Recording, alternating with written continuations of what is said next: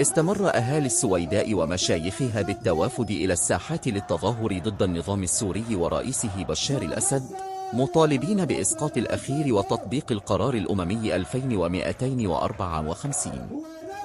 وفي هذا السياق، شهدت بلدة شقة شمال شرقي السويداء تظاهرة حاشدة هي الأكبر في البلدة منذ بداية الانتفاضة الشعبية، وذلك بمشاركة وفود من القرى المجاورة اليوم الاثنين.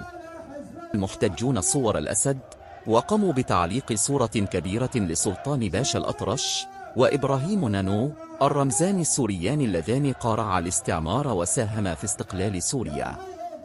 وقد شهدت البلدة وقفة حاشدة للمطالبة بالتغيير السياسي اليوم الاثنين بمشاركة وفود من القرى المجاورة.